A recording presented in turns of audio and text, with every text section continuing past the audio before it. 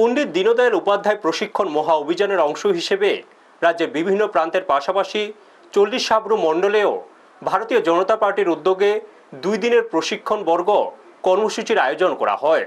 দলীয় সংগঠনকে আরও শক্তিশালী করা, কর্মীদের আদর্শগতভাবে সমৃদ্ধ করা এবং জনসংযোগ বৃদ্ধির লক্ষ্য নিয়ে এই কর্মসূচি অনুষ্ঠিত হয়।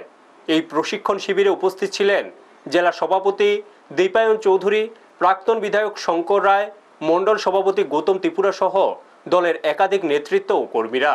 কর্মসূচিতে পণ্ডিত দীনদয়াল উপাধ্যায়ের জীবন দর্শন, আদর্শ ও রাজনৈতিক চিন্তাধারা নিয়ে বিস্তারিত আলোচনা করা হয়। ফ্লেক্স ও পোস্টারের মাধ্যমে তার বিভিন্ন বাণী এবং সমাজ কল্যাণমূলক ভাবনাগুলি কর্মীদের সামনে তুলে ধরা হয়।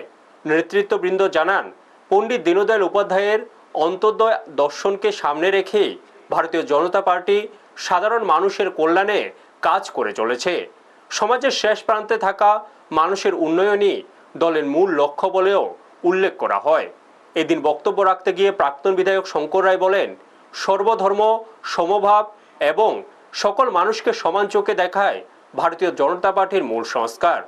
ধর্ম, বর্ণ বা জাতি নয়, দেশের প্রতিটি মানুষ সমান মর্যাদার অধিকারী। তিনি আরও বলেন, কর্মীদের মানুষের পাশে থেকে কাজ করতে হবে এবং সরকারের জনমুখী প্রকল্পগুলি সাধারণ মানুষের কাছে পৌঁছে দিতে হবে।